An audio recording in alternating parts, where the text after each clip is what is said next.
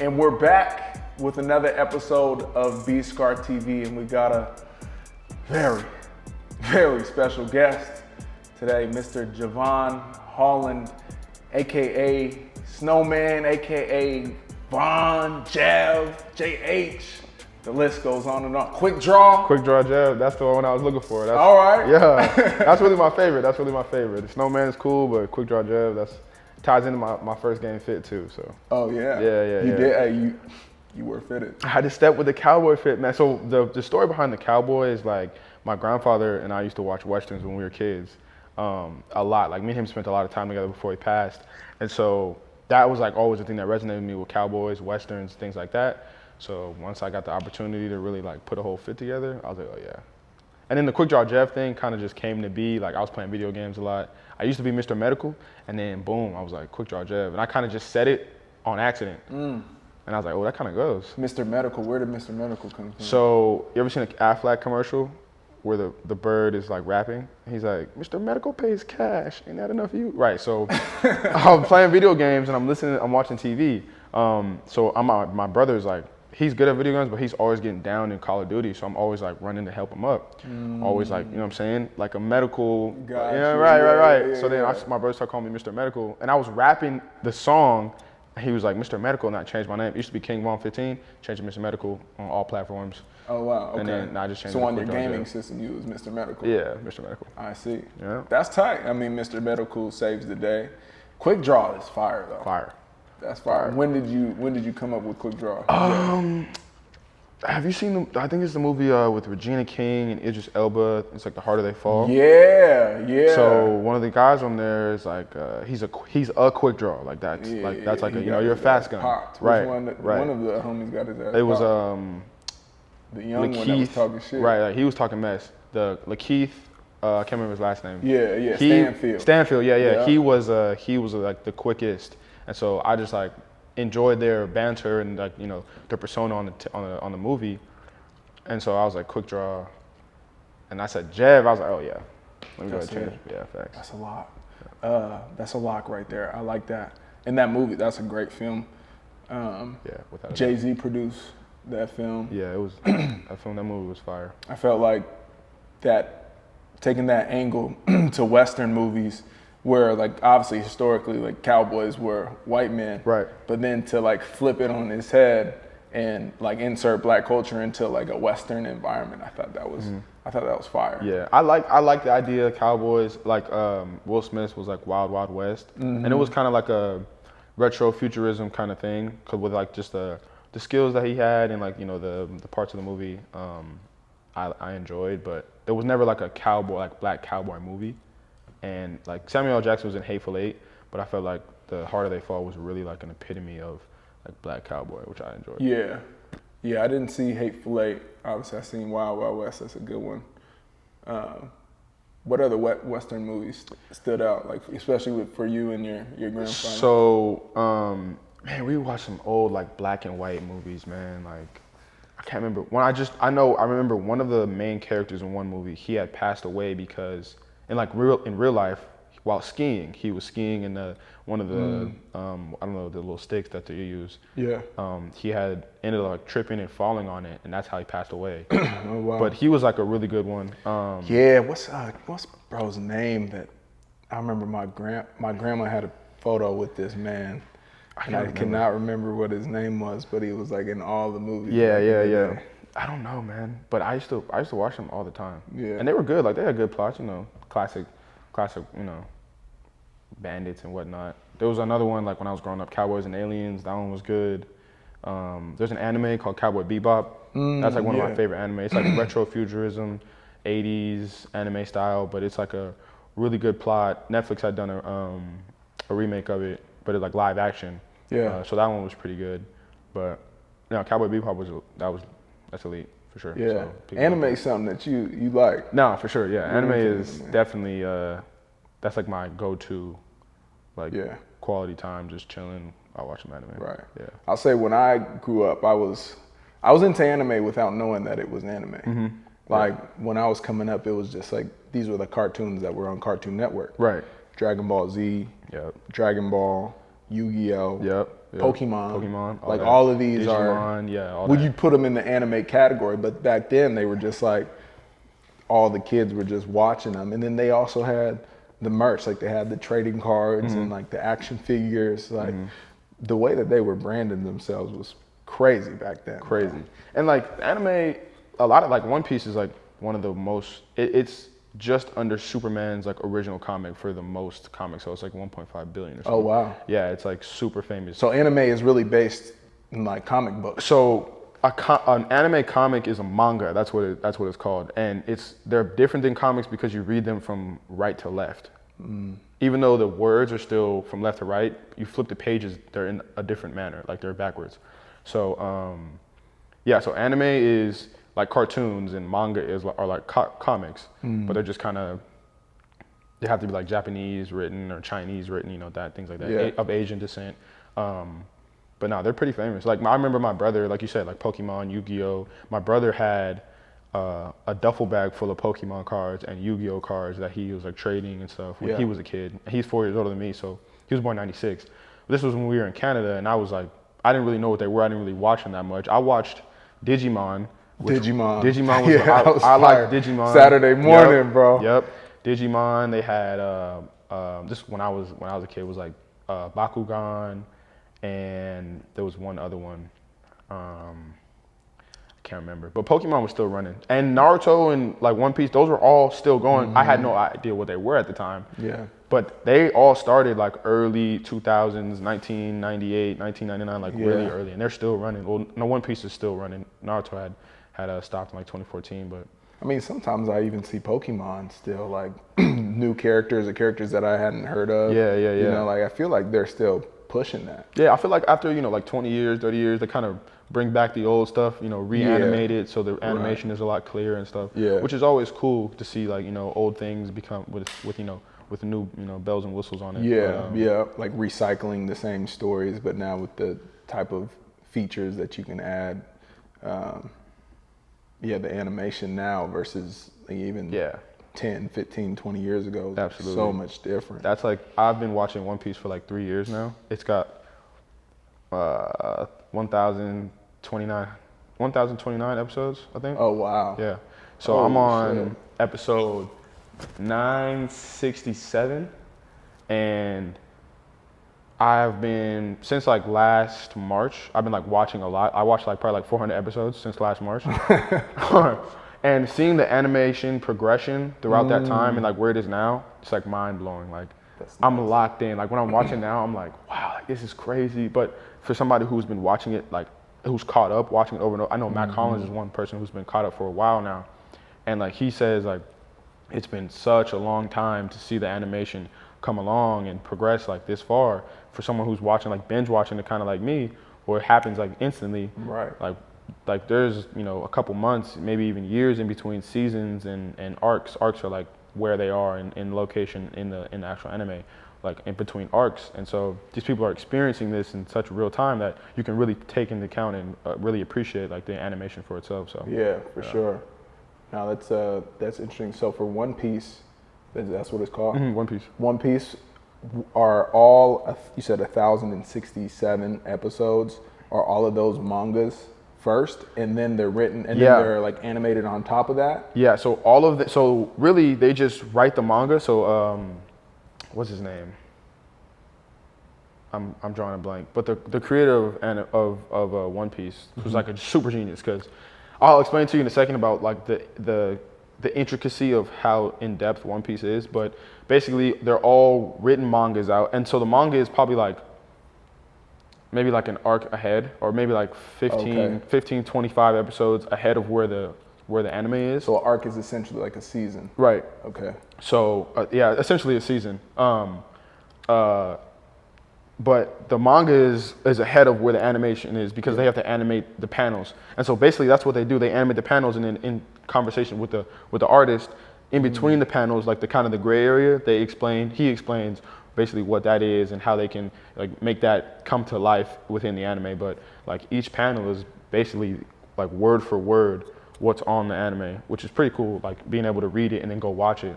It's pretty dope. So what you mean the panel? Like when you say panel, you mean like the pages of the manga? Yeah, so like anime panels are like the specific picture of what is happening in the anime. You know what I'm saying? Like so, for example, Luffy, he's like the main character. Yeah. He was fighting this dude named Gecko Moria, who's like this vampire who has the ability to bring people back to life.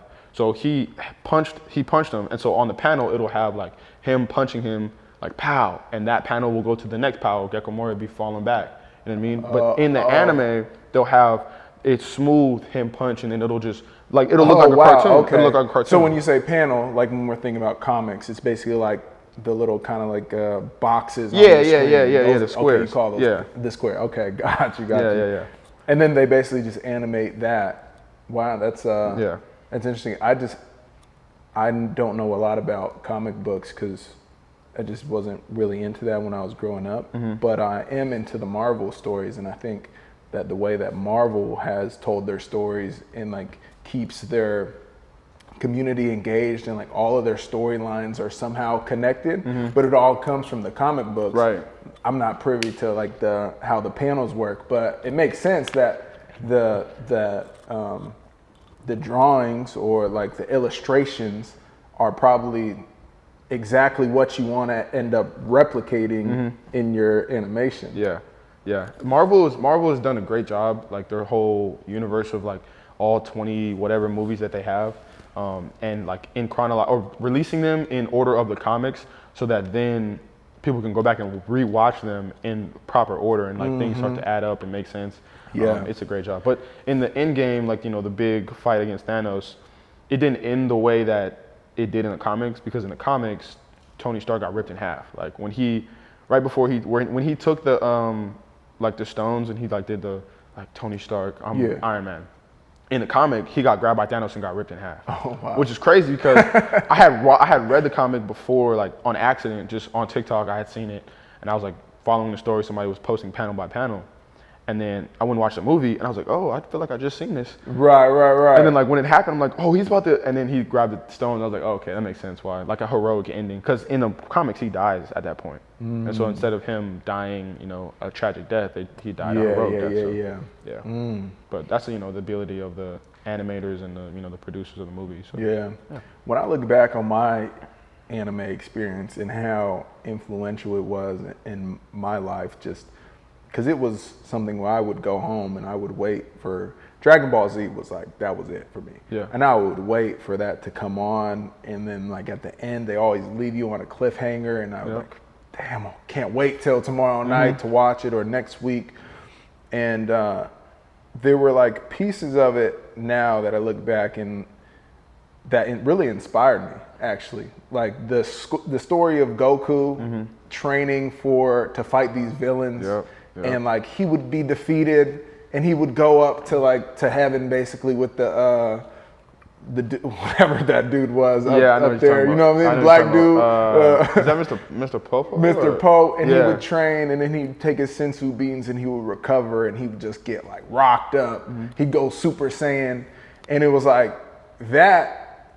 Then like paralleling that with my like sports and like athletic career, like there was something that was inspiring about it, and they were super athletic. Like I think that's one thread that I found through like anime, especially in like kind of action stuff, like the stuff that they can do is next level. Right. And I found like it's not just my experience as a football player, but other athletes like yourself and like cats that have been on other teams. Like I've had dudes that they watch anime in pregame. Like they just are chilling in the locker room and they're watching anime. Like everybody else might be warming up. And that's what they're doing. Right. You know what I mean? And I feel like in the same way, it like kind of subtly like inspires cats. It's like I'm about to turn into like this superhero. Hell yeah. Like there's an anime called Black Clover, and one of the main characters, he has no powers. And everybody else, and his twin brother, his fraternal twin brother, is like has all the power in the world. He's like destined to be a prince, right? And he is just strictly works out the whole show. And you see that over like 100 episodes of him grinding day in, day out, trying to be the best. He gets beat, but then he grows and gets stronger and gets stronger. And then by the end of the show, to where they stopped it at right now, you know, they're continuing it, but it's for as much as it is right now. This is all the seasons that they have. He's like super yacked. He's one of the strongest, but it's because he put in so much work. He doesn't have a power. Exactly. And so I was watching that in college, and I was watching that in high school, and amongst other animes also. But like that whole like grind till I shine, and I need to get it out the mud. That type of mentality is within the anime, and that you see yourself. I see myself in those lights. That's why I enjoy anime so much, because once they finally get that power and they get to where they know they can be and where they saw back in the day.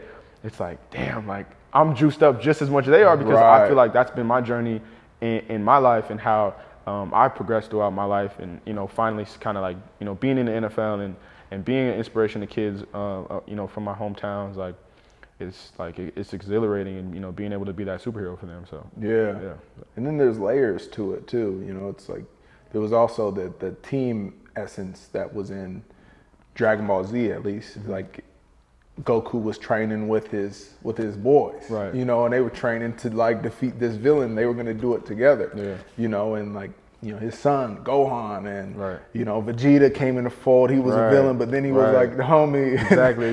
Piccolo. Like, he had a team with him too. So then there was that extra element of like, okay, now whether it's subconsciously or consciously, like my team that I'm playing on, whether it's hoops or football, like these are my guys, and it's interesting how like for athletes and through my time in the league, I've found that there's been kind of a thread of players who are like heavily interested in anime.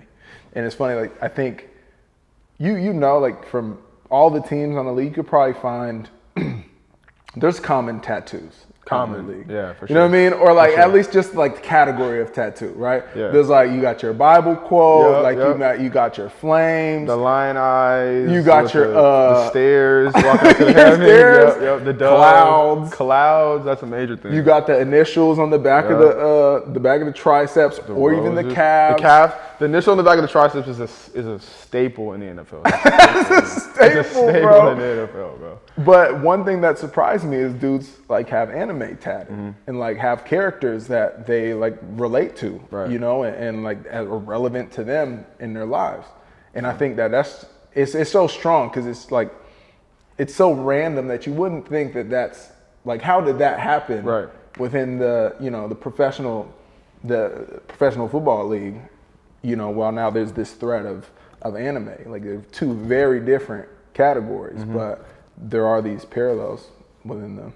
Yeah, man. I think it's I love it, honestly. My brother, brought me to the anime world, and I wasn't necessarily sure like what it was. I just thought it was cartoons, and then I learned that it's a whole different category of television. But honestly, I feel like anime for me not only is I enjoy watching it, but it's kind of like an escape. Like I get to just sit back and be fully invested in the show.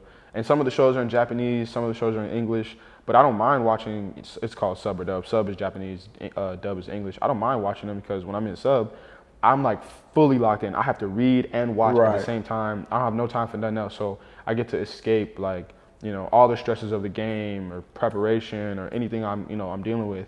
I watch some anime, I'm just locked in. I'm like in a whole nother world. So I appreciate that about it. I think shows are typically better watched in their native tongues versus like trying to do like the different language thing.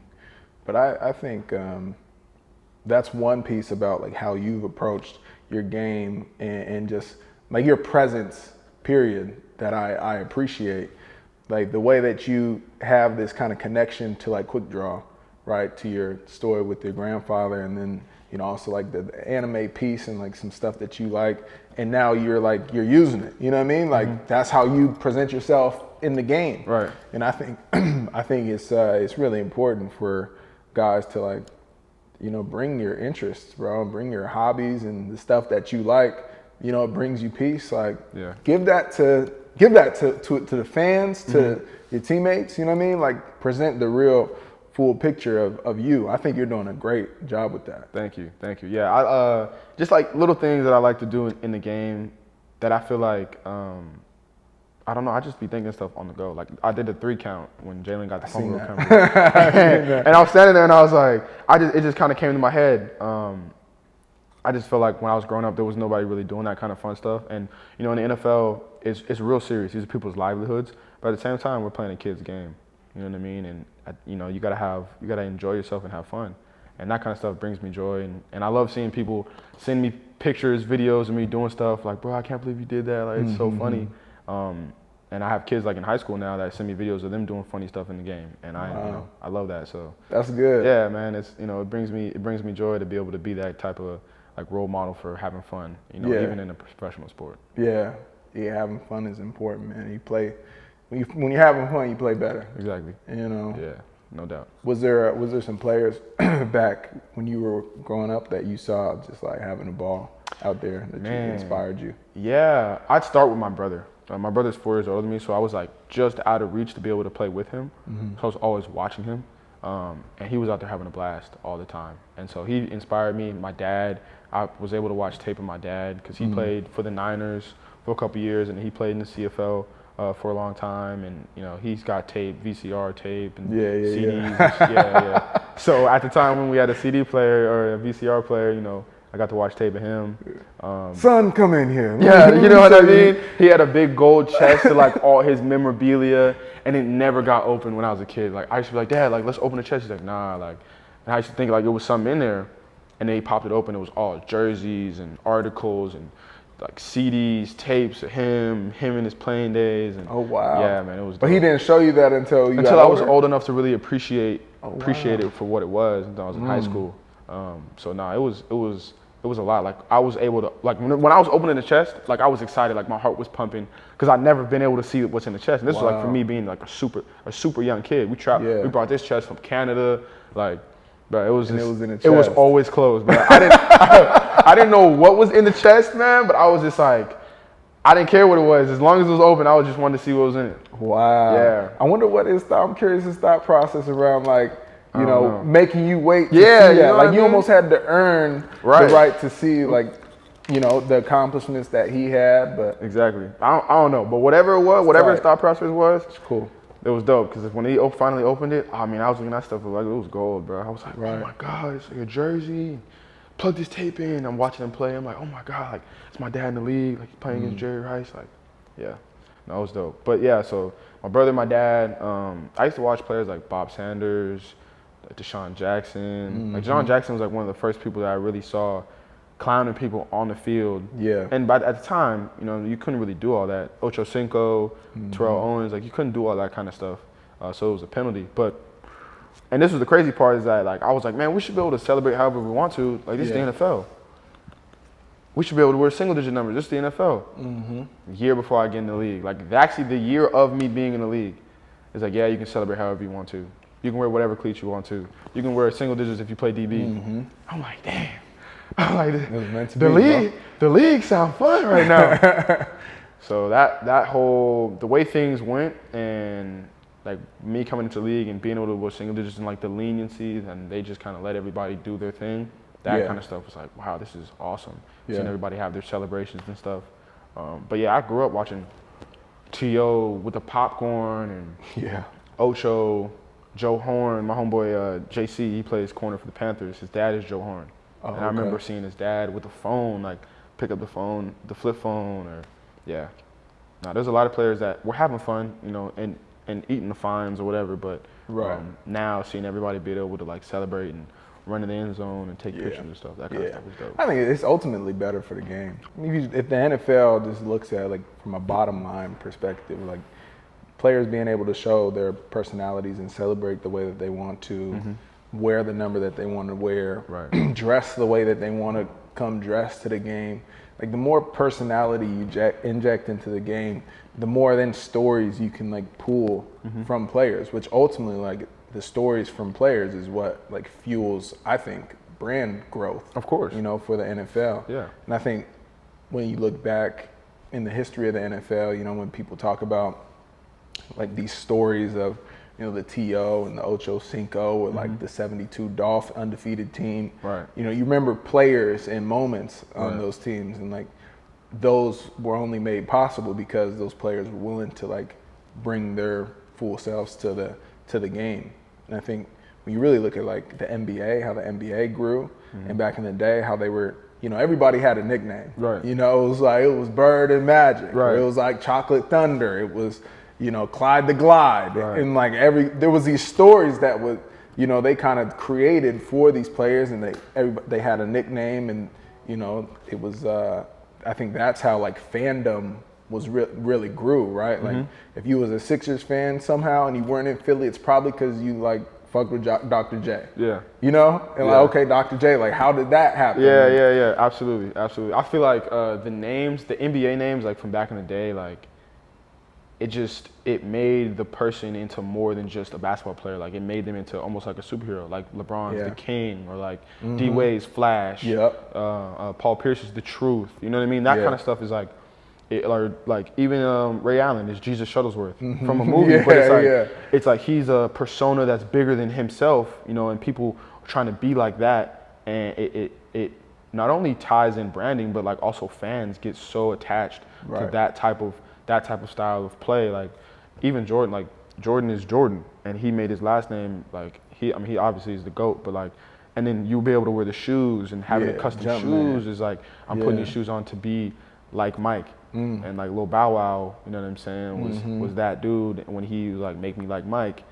So, and I was doing that when I was a kid playing basketball. Like I kissed both my hands and touched my shoes because I wanted to be like Lil Bow Wow. He was jumping around and doing craziness, you know what I mean? Like LeBron with the powder, like these little things that we do while we play and while everybody's eyes are on us make us bigger than the sport, make us bigger than what we really are.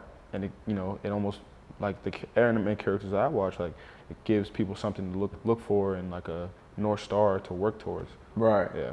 And it's almost too like these stories add that extra element of like inspiration, almost in the same way that like, we spoke about anime earlier, and you follow characters and like they do more than just, fight. Like they have a certain personality or humor or something that they carry with them that, you can relate to, so it makes you more engaged in the show. Absolutely. And, the NFL and all the like leagues at the end of the day that are entertainment and like a way to entertain people and people to be inspired.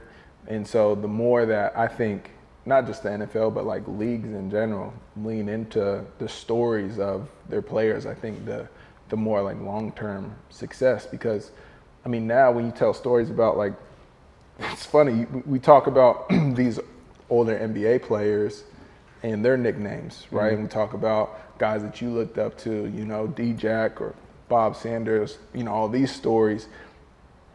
Quick Draw Jeff.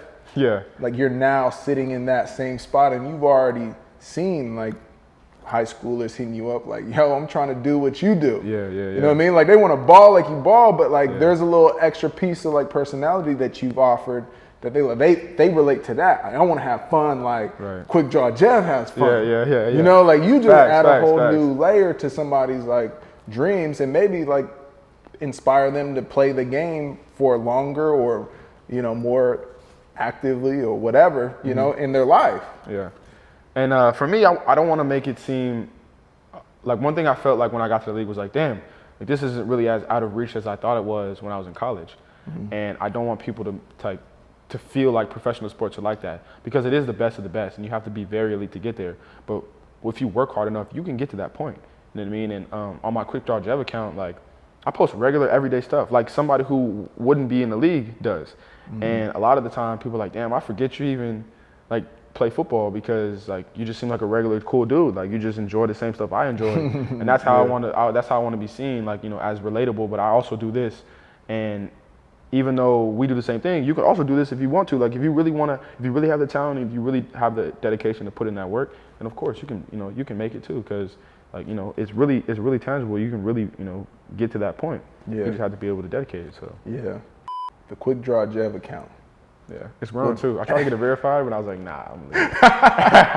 I'm gonna leave it. Would we call that a Finsta? Would we call it a Finsta? We call it Finsta. Yeah, we call it Finsta.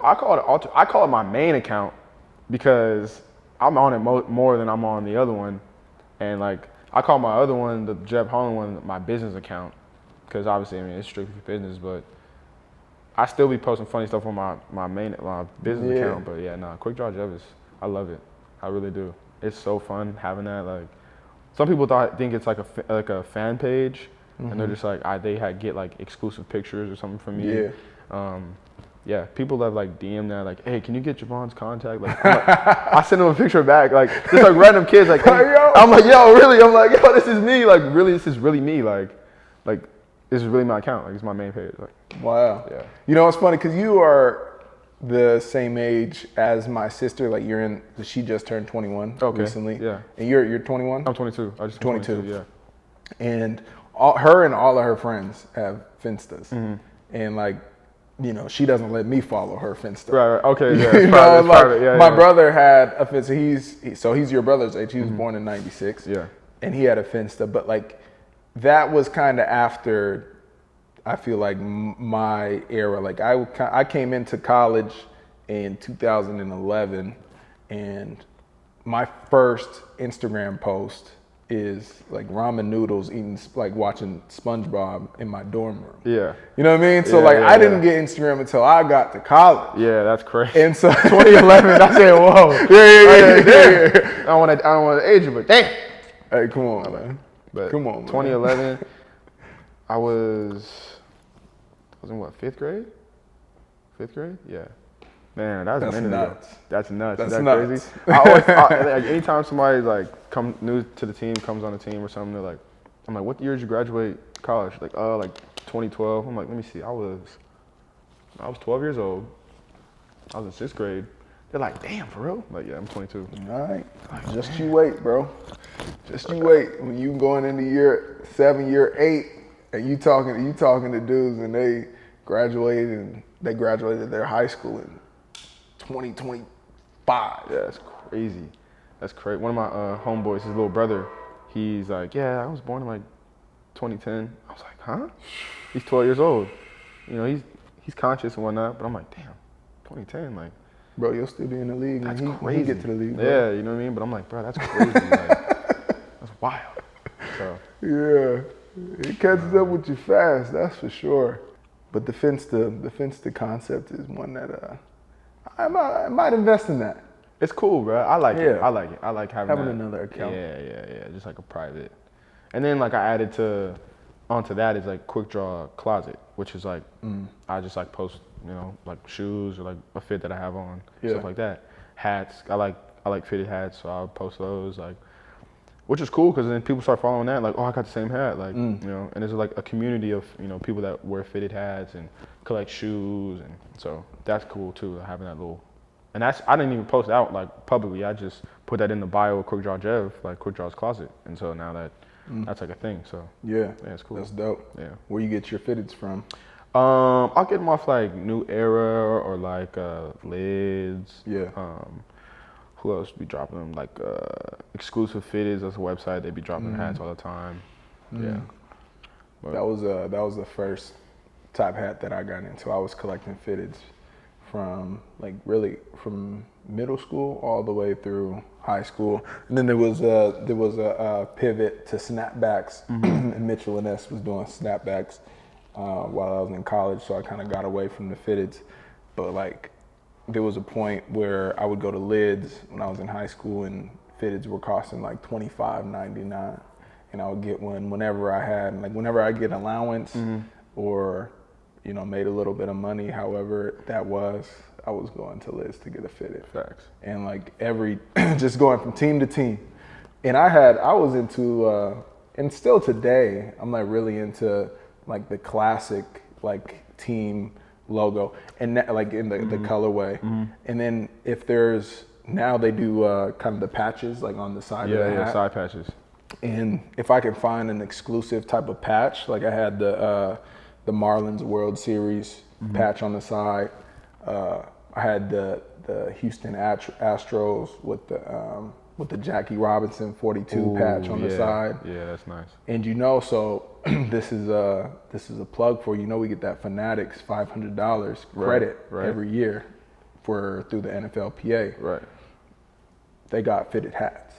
So bro, you can go on Black Friday and get that discount, and the more money you rack up, the more money you get off. So literally, bro, you can get whatever $500 worth of fitted hat to get you. Hats like now like $49.95 around there, but nah, they got some dope combinations. Yeah, I usually go for like side patch, under brim color, like classic colors for the under brim. Like green is like real standard, but like gray brims, blue brims, pink brims, different colors like that. But there's a lot of they come out with a lot of combinations. Like they'll do it seasonal, and then they'll have like a specific like Skittles or the Roy G. Biv was like another one that they dropped. I have a Pirates Roy G. Biv, World Series 1985 one. Like they got cool ones. Yeah, but I've been recently getting into 5-panel hats. I had one that was dope with my logo on it, but I ended up, because my hair's getting bigger, I ended up tightening too much and it ripped. But I'm getting another one. Yeah. But yeah, that was dope. That's what's up, man. Facts. You ever get into thrifted hats? I was in college. Not seriously though, because we didn't really have like great thrifting in Eugene. Yeah. Eugene don't really got that much, It don't really got that much. But now I haven't really been able to thrift out here, but I would though, for sure. Yeah. I definitely would. Miami's thrift scene is cool. Houston's was fire. Yeah, Houston, LA's was crazy too. Yeah. Championship cities. Yeah, absolutely. Where they have baseball, basketball, football, and they've been like solid quality franchises over the years. Yeah. So in Houston, you got Astros, you got Rockets, bro. You got Texans, Oilers, and these are all. Yeah, I know they got good stuff in there too. Yeah. And you can go into even just like the Goodwills or like the real true secondhand stores, like the non-curated thrift stores, and you can find like World Series Astros or like when the Rockets went back-to-back championships. I think that was in the 90s. There's so much gear out there, bro, for the low. Yeah, facts. I was thinking about getting it because I just recently bought a home in Plantation. I was thinking about getting into like thrifting, like coffee tables or like small decor things like that. And I know that there's some spots in Boca Raton and like up towards Fort Lauderdale, so I'm probably gonna go up there and check those out. But that makes sense. Yeah, for sure. I bet there's a good market for that. Thrifting is. It's hard to find good stuff, and when you do find it, it's like it feels good. It's like a nice gym. Oh yeah, for sure. I wanted to just kind of take a second for you to go into your history and your journey to be able to, be here today. You mentioned some things like Canada and University of Oregon. So, if you're gonna explain your journey, how would you do that? Yeah, I just got done with the draft process, so it's kind of like already in my head, and I had to explain it a lot. But so boom, started off. I was born in Vancouver, British Columbia. I grew up in Coquitlam, BC, 3323 Frost Court. We lived in a nice neighborhood. It was like a suburban neighborhood by a salmon lake or a salmon river, which is where like the salmon travel in from the bay to like nest and like upstream. Yeah, that's where it started really, like just playing sports down there. We lived by like this sports complex. My dad was like kind of known because he played for the BC Lions, and we were just up there going to school. I went to Nestor Elementary. And growing up in Canada was cool. It doesn't really feel different than it would living in Oregon as living in Canada. Just, small things like the street lights look different, or the street signs, and like the currency is different, you know what I mean? Prices of stuff is kind of different. So like the metric system and history, but living in Canada was really cool. And I do miss it. I have not been back since. Wow. Yeah. And we got to America. So we were staying in Monterey for a little bit, and then after that, we lived with my grandmother in Fremont, California, my grandma and grandpa, Fremont Boulevard. She still lives in the same house. I went to school out there, Nestor Elementary, Briar Elementary. Then we moved to Pleasanton, which is where I grew up. Okay. Pleasanton, California. So my first run-in with like being in trouble in school, which is kind of like, it was like traumatizing for me because I thought I was gonna get like in hell of trouble. We had like this little thing called mini society, and you had to like, it was like little paper money and whatnot. So I ended up printing paper money, and I had like stacks and stacks of paper money. And this was the first time I realized like my dad was like super cool, and I could go to him about anything because he helped me print the money. And then when I got in trouble, this kid Mark was like, "Yo, this money it's not double-sided green, And so off the rip, I knew it was me. I was like, oh yeah, I'm the culprit. But I had bought hella stuff because like you get the money throughout the year, and then we have like a mini society fair where you can like bid for money. So I was bidding on everything. I was like towels, Rubik's cubes, like soccer balls, all of it. So I had like damn near all the prizes. And then the kid Mark was like, this money doesn't look real. So then my teacher, who was low key lame, she was like, yeah, this is fake. Da, da, da. And I was like, it was me. Like I printed the money. And I got in trouble, so I thought my dad was gonna come and like yell at me, get spanked or whatever. He was like, dang, like they got you? I was like, yeah. He was like, oh, that's cool. Like, let's go get some ice cream. I was like, let's go. So that was the first time thought it was raps, yeah, I thought it was raps, bro. That was the first time I was like with my pops. I was really like, dang, like my dad is hella cool. Yeah. So growing up, I lived in Pleasanton all my life. Well, not all my life, but you know, my development years, went to middle school, elementary school there. And then in choosing where to go to high school, I was gonna go to Foothill High School, but my dad had already given their coach one of his sons, my brother. And he was like, I'm not letting that happen again. Like I'm gonna make sure that I have the best opportunity to get it to the next level. And so my pastor at the time, and I played with his son, Napoleon Kaufman. He played running back for the Raiders. He went to Washington. He was like a very famous name. He was like a big time pastor in Pleasanton. Played with his son Nate. So his son Nate was going to Bishop O'Dowd in Oakland. It's a private high school. And at first I was like, private high school in Oakland? Like, oh, I'm not doing that. That's lame. Like, I don't want to go out there. It's 20 minutes in the morning to drive. Like, so then I went out and visited the school, Bishop O'Dowd Dragons, and I was like, just saw all the people and different, like the culture. Cause like, you know, I was usually like the token black kid in high school, in middle school and stuff, because Pleasanton is a predominantly white area. And going to school in Oakland was the first time I was like, damn. Yeah. I was like, all right, like, I like this, you know, there's cool people out here. So I ended up going to Bishop O'Dowd, and that changed my dynamic and view of a whole lot of stuff. It felt like I was developing, because like high school is really like that's where either you're gonna make it or you're gonna break it. The ties that I made at that time were so surreal and so important. But then just going to school in Oakland, like that's what it is. Like if you want to see how life is, like go to Oakland, go to East 14th, like you know, being around that neighborhood. And for me, growing in high school in that, I had no issue going out there and just hanging out. Like it was nothing scary to me. But for my mom, I felt like it was kind of like, no, you're in Oakland, like you're on the other side of the hill, like kind of stay over here. Like I don't want you to be in trouble or anything. But like I was riding the BART train to school at 14 years old with my little sister. Seeing it now, I'm like, that helped me develop and become more mature as an adult, understanding street smarts, things like that. In terms of football, like I always played football my whole life, and I came into high school playing receiver because that's really what I wanted to do. But freshman year, I ended up making JV. I couldn't make varsity, so I made JV, and I was playing free safety, and I was playing receiver. And then boom, go to varsity next year. I was playing safety at varsity. I was doing good. And going into my junior year, I went to a satellite camp. Washington Satellite Camp was there, and Coach Lake was a DB coach at the time. Peterson was there, and I'm thinking like, Washington finna offer me, because Coach Napoleon went to Washington. He's like a he's like a famous there. Yeah. So I'm like, he got the plug. I'm about to get an offer from Washington.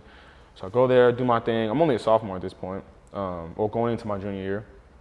And Utah State, Coach Shaver calls me after. Or he comes to me after, he's like, yo, let me get your number, yada, yada, yada. I'm gonna give you a call. So this is like my first experience with a coach. I didn't really use Twitter like crazy like that, even though I know I probably should. But so he calls me like, I don't know, like 2 days later, and was like, hey, we wanna offer you a full ride scholarship. At that point, and previous to that, like I had been working just to get to that point. Like I don't care what school it was, I don't care who the coach is, where it is. If I get a 4-hour scholarship, I'm going there. I'm going to school for free. And so when I got that call, that was like super lit. I was like super lit. Yeah. Like I got it like 12 p.m. My family was all over. Just happened to be over, and I was like, I just got a 4-ride offer. Utah State. I was we went to Chili's that night. I was lit, man. And Chili's got the best little plug for Chili's. Chili's got the best cheesecake I've had. Like Cheesecake Factory is fire, no doubt. But I'm telling you, Chili's strawberry cheesecake. Ask my mom, top 3, not 2, not 3, it's number 1. Anyway, back to the story. Shameless plug. Shameless plug. I love Chili's cheesecake, it's delicious. After that, they kind of started rolling in, you know what I mean? Like I got an offer from Arizona, That was my next offer, and that was like halfway through the summer. And then my junior year, which is like just showcase year, game 3, I got an offer from UCLA. My junior year of high school, like I started snapping. Like I had like 7 picks. I was going crazy at receiver. We ended up winning state championship that year. I had like 10 punt returns. Like, oh, wow. Yeah, I was like really snapping. So I started getting like Cal, Oregon, Washington. I got like all Pac-12, all Mountain West, Notre Dame, Louisville. And so then I was playing 7-on-7, start snapping on 7-on-7, playing receiver, like using Twitter way more. Like that whole time of my junior year, I was traveling to like Vegas, playing 7-on-7 to Oregon. That was the first time I visited Oregon with 7-on-7. And, you know, my brother like loved Oregon. For the Nike Elite? No, not yet. It was like a passing down tournament. And we had we're in the area, so our 7-on-7 coach was like, let's go visit Oregon. So our whole team went, and they were recruiting me at the time, so they were like, yeah, of course, it's like unofficial. But like my brother loved Oregon growing up, like, you know, LaMichael James, DeAnthony Thomas, like that was those, exactly, all of them. So that was his team. My team was USC because I loved Reggie Bush, like that was my favorite player. So I was like, I want to go to USC. I got a call from Oregon, went up there, visited. I was like, Oregon's not looking too bad. Like, the gear's not looking too bad, huh? And so like you said, the Nike opening, that was like the last thing that I wanted because my brother never got to go. And this was before I committed. And so I'm like, I got to get to the regional. So I got invited to the regional, go there, perform. I got invited to the opening, got open. And then like a couple weeks later, one of my closest friends, Steve Stevens, we were playing passing down in LA, and he was like, oh, I'm about to commit to Oregon. And the DB coach at the time, our safeties coach, Keith Hayward, was like, if we get both of y'all, then we're straight. And I already loved Oregon, and that was my dog. Steve was my dog. I'm like, might as well go. Like, hell yeah. So boom, I committed to Oregon. And then, but I committed like kind of crazy. Like, I called Taggart, who was the head coach at the time, and Hayward like 12 p.m. because we were driving back from LA. I'm like, yeah, I'm finna commit tomorrow at 12 in the afternoon. They're like, for real? I'm like, yeah. So I released a top 18 like in the middle of the night on Twitter, and the people were retweeting it and stuff. And then like the next day, I posted I committed to Oregon, and I had coaches calling me like from all types of schools. Notre Dame coach called me, was like, how do you release the top 18 and then commit right after? Like that looks phony. You're a fraud. And I'm thinking, I'm like, bro, you're a grown ass man with kids and a family talking to me like this. I'm a kid. I'm 17. I'm like, bro. Yeah. I was like, yo, I was like, bro, get a life. Like, get out of my phone. Like, you know, they always ask me like why I went to Oregon. And it was the coaching and the players, and you know, I grew to love the players and my teammates and my friends. But really, a part of it was really like for my brother, because he loved the school so much. But then so fast forward, I enroll at Oregon, and fall camp comes, and you know, we do a summer workouts. Fall camp comes, and fall camp concludes with I have like 13 picks, 14 picks in fall camp. Going crazy. And I ended up starting. Who was the quarterback during there? You wasn't picking up Herb like that. Herb was a quarterback. You was picking up Herb like that? Here's the funny thing about Herb, because that's my dog. Herb's my dog. So Herb, we were in like player run practices, and I was guarding Jalen Red, and I'm a freshman. They're like, all right, Vaughn, like, and Red was like already like stapled there, like he's legit. Boom, he runs like out, up, and out. So I'm on it, head whip, pick all the way back to the crib. Defense like, oh. So we're going to watch film. Everybody's eating lunch. Herb comes up to me and is like, everybody gets one. And I'm like, what you mean? Like, I was like, talking about one interception? This is before fall camp. He like, yeah, everybody gets one. I'm like, all right, like, we gonna see about that. Yeah. So boom, then fast forward in the camp, picking the ball off, like running it back to him. You know, you sure you want this? Like, just shit talking, man. Like, but nah, he loved it. He's real competitive. Real competitive, and so I really enjoy going against him. So, get to draft day, and first day, I'm like, my agent's like, hey, I don't know, like, late first day, early second. So, we got all the cameras and stuff set up, and I've been getting calls from like Baltimore a lot and from the Raiders a lot. So when those picks were up, I was kind of nervous. I was like, oh, like I could be first round pick, like a life, like that'd be legit. So that first day passed, and then going to the second day, it was like anybody could take you at any point. It was the Jaguars, then the Jets, then the Falcons, then the Dolphins, then the Denver, then the Cowboys. Like, they're like, any one of these 6 teams wants you. So first pick, the Jaguars took Tyson Campbell, which is my dog. And I was like, okay, bet, like Tyson, this homie, I train with him and stuff. But I'm really nervous though. At this point, I'm like, my heart is like beating. Then the Jets took Elijah Moore. That's my dog too. And then the Denver and Atlanta, and I had just got off a phone call with Atlanta, and they're like, we're gonna take you, like, we're picking you. So Denver and Atlanta, they swapped picks. So Denver went to pick 4, pick 3, Atlanta went to pick 6, or pick 5. Denver took Javonte Williams. So my family thought, because I was on the phone, as soon as the pick was in with Denver, my phone rang. Right. Picked it up, 305. I'm like, I know what 305 is. Shout out Pitbull. That's Miami. I'm like, hello? Boom. So Flo was like, hey, Jevon, like, how you doing? Da, da, da. It was kind of a blur. He's like, ready to make you a Dolphin? I'm like, hell yeah. I'm all excited. And then on the screen, it says Javonte Williams. But the guy's like, the 3rd pick of the 20, or the 33rd pick or whatever, 35th pick of the 2021 NFL draft is Javon. And my family just heard the first part of his name. So they start screaming in my ear. And I look up thinking I missed it. I'm like, it's Javonte Williams. And they're like, oh, shh, I'm still on the phone. And then it was like, hung up the phone. I'm like, we're going to Miami. Everyone's like, crazy. Juiced, going crazy. And then the Isley brothers came up. It's like, Jevon Holland. And at that point, I was like, damn. The Isley brothers? Yeah, they announced mine. Wow. Yeah. That's legendary, bro. What the hell is going on? Facts. Crazy. And I was just like, man, like I was so excited. It was just, phone was blowing up. People were calling me. I was just like, bro. I turned around. It's like my mom, my dad, my family just sitting there. I was just like, damn. Like, wow. That's crazy. Did it. Surreal. Yeah, bro. It was wild. In true B-Scar TV fashion, we have some B-Scar TV popcorn questions. Okay. We'll call Okay. it. What is a TV show or movie you are embarrassed to admit you love, or hesitant to admit? When I was younger, my sister used to watch My Little Pony all the time, and we shared a room. So obviously, I'm in the room. I'm gonna watch the show. It actually had some good plot in it. I'm not gonna lie. They had some good plot armor, and I was like, okay, like I kind of get it. Like, you know, this is the little dragon dude is friends with they got powers and stuff, Rainbow Dash and whatnot. I was like, all right, it's cool. Yeah, I'd say My Little Pony. It had some good plot. Those ponies, man. Like, I remember the action figures, like Yeah, the yeah. little figure Yeah, ponies, yeah. and like they had like different color hair. I swear they had a tattoo on their ass. They did. They had that's like their tattoo on powers. their Yep. I think They one of smelled great. That's Yep. what I remember. Rainbow Dash, like Spike, something like that. Who is the best person to follow on Instagram?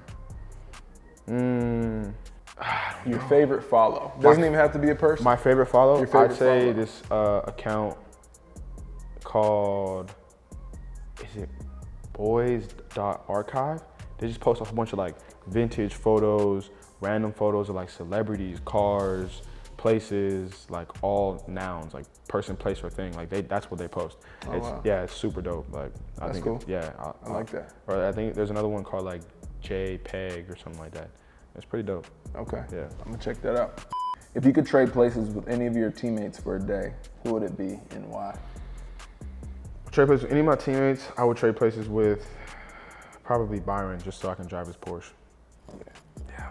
Very Nice fast. Porsche. It's a very nice Porsche. Yeah. Yeah. He just got that the new old one. Yeah, the vintage joint. one, yeah. Yeah. So nice. Which teammate would you want to swap closets with? Closets? Yeah. I'd say maybe Agba. Those guys, Mel, or maybe you. Yeah. Yeah, probably. Yeah, facts. Yeah, you gotta give me the ins and outs of where you get your I clothes got from. you, man. Facts. I got you. Nah, facts. Mel is good too. Mel's got swag. Which actor? Oh, this is a good one. Which actor would you cast to play your part in the TV version of your life? See, I feel like a lot of people would say like Will Smith, Denzel, but I think Michael Ealy would play me pretty well. Michael Ealy? Yeah, Michael Ealy. Why you say Michael Ealy? You feel like you guys favor each other? Yeah, you know, he's a black dude, green eyes, you know, we kind of fit the description.